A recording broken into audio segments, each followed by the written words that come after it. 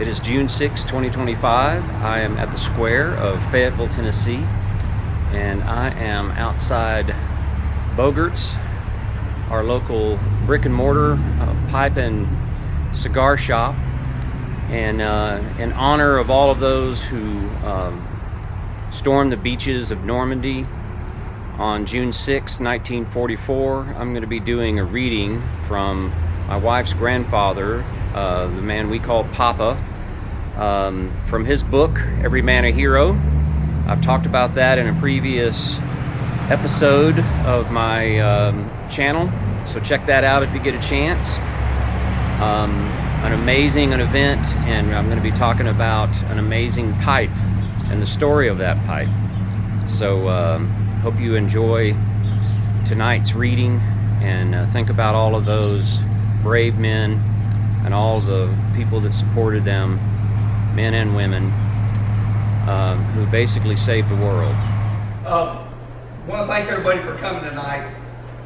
I don't know who knows, some of you walked in and just happened to run into this, but Rodney Grubbs has got a story. That's Rodney over there in the Italian shirt. I'm going to call it Hawaiian. It's really not Hawaiian. Well, I don't know. And he's got the go hat on, so I guess it's okay. Anyway, Rodney's got a book that he's going to do some reading out of. He's got a hell of a story about a pipe.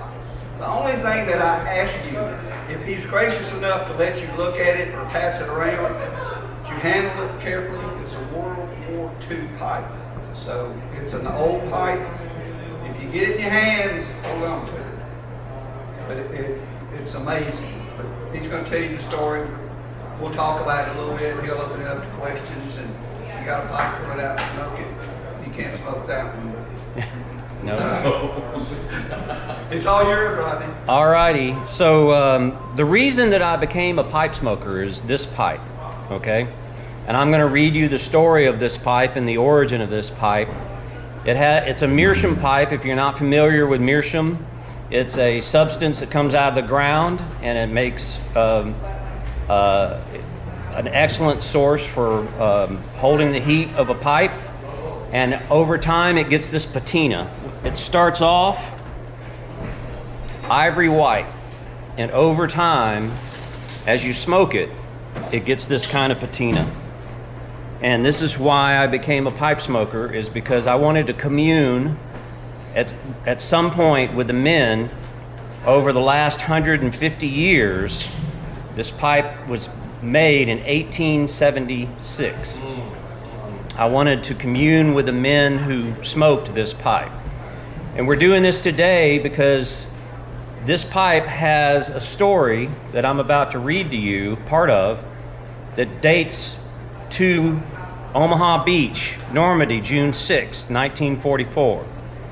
This pipe was in the pocket of my wife's grandfather when he stormed Omaha Beach first wave. It was in his pocket.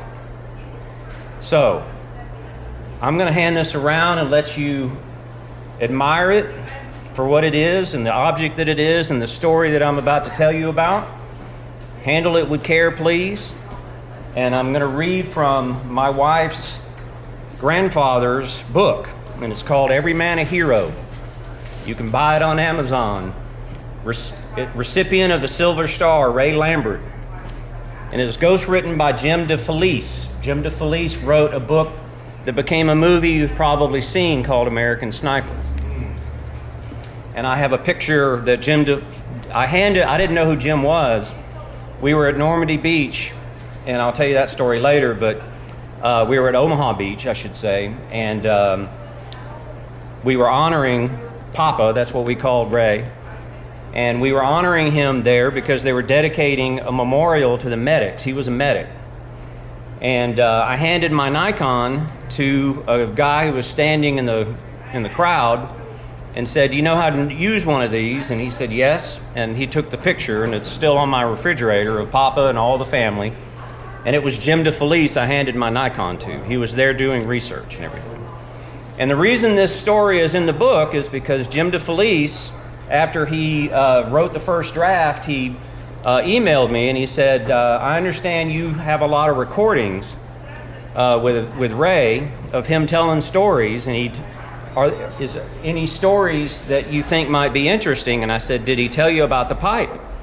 And he said, no, he didn't tell me about the pipe.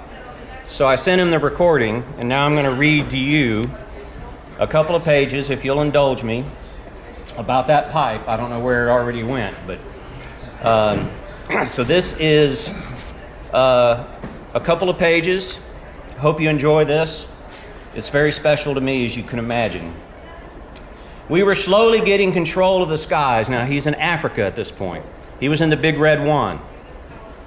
We were slowly getting control of the skies thanks to the airfields we'd captured back west. The Stork's pilot knew he was flying for his life. He dove low, wheels nearly scraping the top of the olive trees. The lightning followed, but couldn't quite get low enough to line up and fire. The Stork banked hard, and the lightning flew by, cutting speed and twisting back behind its target. Again and again, the two planes pirouetted above us.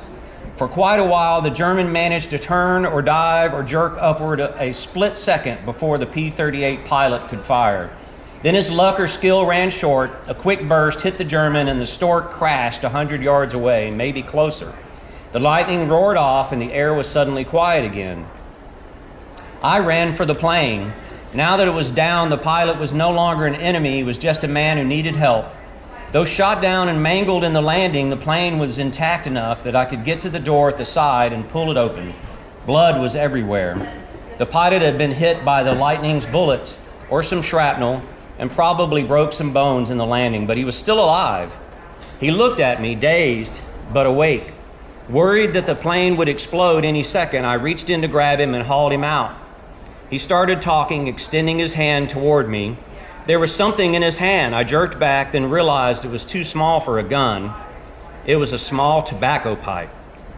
He seemed to be pleading with me to take it. Was it a reward for helping him? A bequest for someone? He kept talking in German. I finally took the pipe. Before I could make sense of anything, before I could ask, even in English, what he wanted me to do with it, he slumped down dead. I stuck the pipe in my pocket and walked away. There was nothing more I could do for the man in the plane. He was back to being an enemy. Later on, I tossed the pipe in my med kit where it stayed for the duration of the war.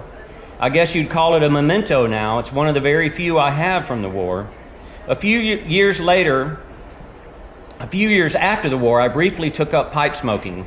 I used the German's pipe a few times to see what it was like. Every so often, I take it out of the case where I keep it. It's a fine piece, nicely carved with a horse and hunting scene on the bowl. Was it a family heirloom, passed down for several generations? Did he want me to give it to someone? Or was he offering it to me as a reward for helping him? Each time I hold it in my hand, I wonder what he was trying to say. When I think of him now, he's just a man again. Time does change some things for the better. Now, the rest of the story is the only reason he has it is the rest of his collections that he gathered during the war, up until D-Day, he had put in his sack, and the sack was in a different vehicle on D-Day. And it went to the bottom of the English Channel. But at the last minute, he told me he grabbed that pipe and put it in his vest pocket.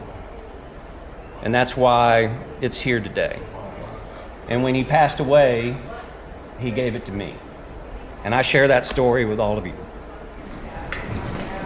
Ladies and gentlemen, fellow keepers of the flame, tonight as our smoke curls from our bowls, our stogies alike, we gather not just to enjoy our leaf, but to reflect and to remember. On this day, June 6, 1944, thousands of men stepped into history on the beaches of Normandy. They did not know how the day would end, but they knew why it had begun. Their courage, their sacrifice, their steadfast will helped shape the world we now live in. One where we have the freedom to sit, talk, and light up without fear. Whether you puff a pipe or savor a cigar, you carry on a tradition older than war, one of a quiet contemplation, of fellowship, of slowing time just long enough to think. And perhaps for a few of those soldiers, a pipe or a cigar was one small comfort amid the storm. So tonight, as we light up, let's do so with more than just a habit, let us do so with gratitude. Raise your glasses to the men of D-Day, heroes not just of battle, but conviction. May our smoke rise in remembrance and our hearts remain humble. To their memory, cheers. Cheers. Cheers. Some more.